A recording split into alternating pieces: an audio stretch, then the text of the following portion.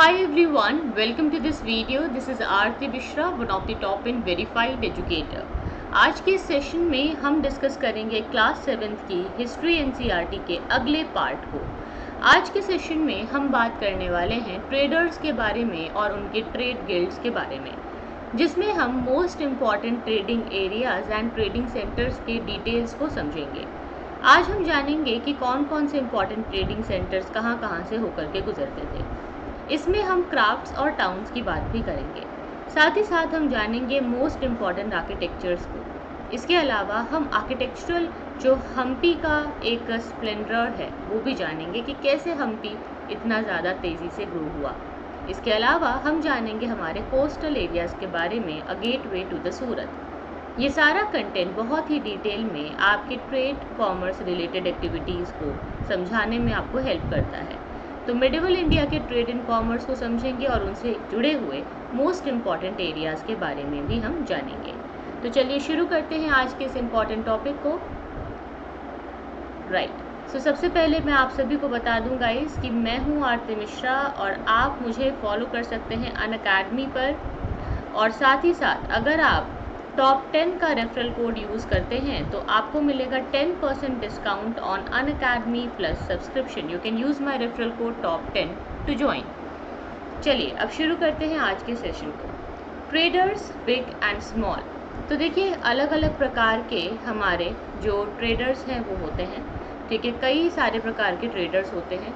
इसमें बंजारा होते हैं जो एक जगह से दूसरी जगह घूमते रहते हैं, और कुछ हॉर्स ट्रेडर्स होते हैं जो घोड़ों पर अपने सामान को और वस्तुओं को लाद करके एक जगह से दूसरी जगह पर जाते हैं। इन लोगों ने अपना एक एसोसिएशन बना लिया, अपना एक ग्रुप बना लिया, और उस ग्रुप का एक हेडमैन होता था जो सबसे इम्पॉर्टेंट, सबसे बड़ा कोई मालिक होता था, जो ट्रेडर होता था।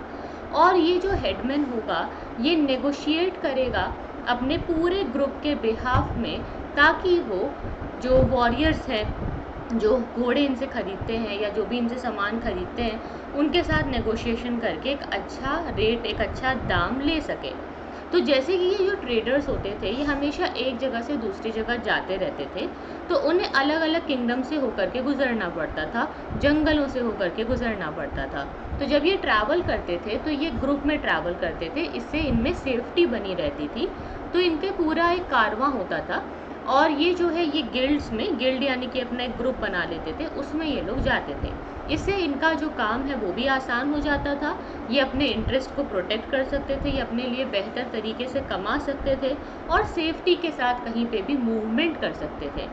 ऐसे कई सारे जो है गिल्ड्स हुआ करते थे। साउथ इंडिया में ऐसे कई सारे गिल्ड्स थे from the 8th century onwards. जो मोस्ट फेमस, जो सबसे इम्पॉर्टेंट इसमें गिल्ड था वो था मनीग्रमन का और नानदेसी का। ये सबसे इम्पॉर्टेंट था। ये जो गिल्ड्स थे ये बहुत एक्सटेंसिवली ट्रेड करते थे with in the peninsula, with south East Asia and China. इसके अलावा बहुत सी और भी कम्युनिटीज़ होती थी, जैसे चेतियार्स की कम्युनिटी होती थी, मारवाड़ी ओसवाल की कम्युनिटी होती थी, जो कि सबसे इम्पॉर्टेंट ट्रेडिंग कम्युनिटी मानी जाती थी, जिसे कंट्री के प्रिंसिपल ट्रेडिंग ग्रुप में से एक कहा जाता था। इनके नाम आपको प्रीलिम्स और मेंस दोनों ही एग्ज़ाम के पर्पस से याद रखने हैं।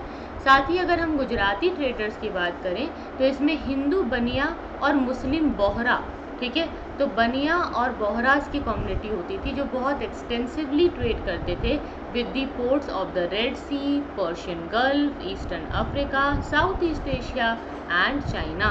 तो ये सारे इलाके इन लोग के द्वारा कवर किए जाते थे। ये लोग कपड़ा बेचते थे, मसाले बेचते थे, और इनके जो पोर्ट्स होते थे वो जब ये सब करते थे तो एक्सचेंज करते थे, वो चीज़ों को आदान प्रदान करते थे। तो किसके एक्सचेंज में ये सामान बेचते थे? देखिए भारत का जो सिल्क है और भारत का जो कॉटन टेक्सटाइल है वो तो बहुत ही ज़्यादा फेमस था, और मसाले भी, तो ये हम बाहर बेचते थे। बदले में गोल्ड एंड आइवरी जो है ये अफ्रीका से लाते थे, और कुछ ऐसे स्पाइसेस होते थे जो चाइना से मंगवाए जाते थे, टिन हो गया, और चाइनीज़ ब्लू पॉटरी जो है वो मंगवाई जाती थी। सिल्वर साउथ ईस्ट एशिया से मंगवाया जाता था और चाइना से मंगवाया जाता था। जो ऐसे शहर थे जो कि वेस्ट कोस्ट पर थे वो अरब, पर्शियन, चाइनीज़ और जूइश साथ ही साथ जो सीरिया के क्रिश्चियन ट्रेडर्स हैं उनका घर बन गए थे। वो लोग वे वेस्ट कोस्ट पर आते थे, रुकते थे, ठहरते थे, व्यापार करते थे और काफ़ी मुनाफा कमा करके जाते थे। भारत के मसालों की अगर हम बात करें तो भारत के और जो मसाले हैं और जो कपड़े हैं वो विश्व प्रसिद्ध थे। उनको हम लोग रेड सी पोर्ट्स के रास्ते से होते हुए यूरोप तक पहुंचा देते थे और इसे इटली के ट्रेडर्स परचेज कर लेते थे।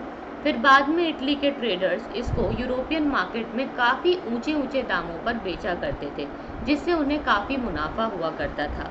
मसालों की अगर हम बात करें तो जो ट्रॉपिकल क्लाइमेट होता है यानी कि जो इक्वेटोरियल क्लाइमेट होता है, यहाँ पे paper, cinnamon, nutmeg, dried ginger जैसे कि ये जो खरे मसाले इन्हें कहते हैं, ठीक है, दालचीनी, इलायची, अदरक, ऐसे जो चीज़ें हैं ये बहुत ज़्यादा डिमांड होती थी। तो ये एक इम्पॉर्टेंट पार्ट बन गया यूरोपियन कुकिंग का। और कॉटन के जो कपड़े होते हैं, कॉटन के जो क्लोथ होते हैं, ये काफ़ी अट्रैक्टिव होते हैं। तो इससे इवेंचुअली यूरोपियन ट्रेडर्स इंडिया की तरफ अट्रैक्ट हुए और वो भारत की तरफ आने लगे। काबुल जो है वो एक सबसे पहला एरिया पड़ता था जब कोई नॉर्थ वेस्टर्न इलाके से इंडिया में एंटर करता था। हालांकि आज ये अफ़गानिस्तान में है, लेकिन पहले अफ़गानिस्तान, पाकिस्तान, इंडिया, भूटान, बांग्लादेश, ये सब पूरा एक साथ एक ही तरीके से इंक्लूडेड था। मतलब ये सारे इंडियन सब कॉन्टिनेंट को हम अलग अलग तरीके से नहीं देख रहे हैं। तो मिडिवल टाइम में जो काबुल का एरिया है, यहाँ पे बहुत सारे माउंटेनस लैंडस्केप है, पहाड़ी इलाके हैं। तो काबुल जो है वो आज अफ़गानिस्तान में है। तो पॉलिटिकली और कॉमर्शियली हर तरीके से ये जगह बहुत प्रॉस्परस थी, बड़ी इम्पॉर्टेंट थी। और ये 16th सेंचुरी के बाद से इसकी जो महत्वता, इसकी जो इम्पोर्टेंस है वो बढ़ गई। काबुल और कांदाहार का जो इलाका है वो हमारे साथ लिंक था और वो सिल्क रूट के रास्ते में पड़ता था। इसके अलावा जो हॉर्सेस का ट्रेड होता था, घोड़ों का ट्रेड होता था, वो प्राइमरीली इसी रास्ते से होकर के गुजरता था। तो काबुल एक बहुत इम्पॉर्टेंट लोकेशन पे है जहाँ सिल्क रूट भी होकर के गुजरता है, जहाँ और भी कई सारे जो व्यापार के इलाके हैं वो लिंक होते हैं। तो 17th सेंचुरी में जीन बैप्टिस्ट टैवर्नी एक डायमंड मर्चेंट थे, जो कि कहा जाता है कि यहाँ पे हॉर्स ट्रेड के लिए काबुल आए और इन्होंने 30,000 एनुअली अमाउंट जो है यहाँ पे अर्न किया एट काबुल। और ये बहुत बड़ा पैसा है, मतलब ये बहुत ह्यूज सम ऑफ मनी है उस समय के हिसाब से अगर देखा जाए। ये जो कैमल्स हैं उनको भी लाते थे, और कैमल्स जो होते हैं ना उनके पीछे बहुत सारा ड्राई फ्रूट ये लोग लाद करके, जिसमें ड्राई फ्रूट हो गए, डेट्स हो गए, यानी कि खजूर है, कारपेट, सिल्क, बहुत सारा फ्रेश फ्रूट जो होता है काबुल से, ये लोग लाते थे और ये हमारे इंडिया के सब कॉन्टिनेंट में दूर दूर तक कहीं कहीं पर इसे बेचते थे। स्लेव्स को भी जो है यहाँ पे सेल के लिए लाया जाता था। तो पूरे दास व्यापार की भी बहुत ज़्यादा हमें डिटेल्स देखने को मिलती हैं। तो इसीलिए काबुल काफ़ी इम्पॉर्टेंट था। ये आप देख सकते हो यहाँ पे हमारा काबुल, तो ये सिल्क रूट से पूरा जो है कनेक्ट करता था। तक्षशिला भी हमारे लिए बहुत इम्पॉर्टेंट है। तो इस तरीके से ये पूरा व्यापार होता था। आप देख सकते हो कैसे चाइना से होते हुए रोमन एम्पायर तक ये सिल्क रूट ट्रैवल करता है। अब हम बात करेंगे क्राफ्ट्स इन टाउन की, जो कि क्राफ्टमैनशिप होती है ना, जिसे अलग अलग तरीके के लोग अलग अलग चीज़ें बनाते हैं। तो क्राफ्ट्स की बात हम करेंगे अगले वीडियो में। आज के लिए इतना ही। Thank you so much for watching. Do use my referral code top10 to join Unacademy Plus subscription. See you then. Take care. Bye bye.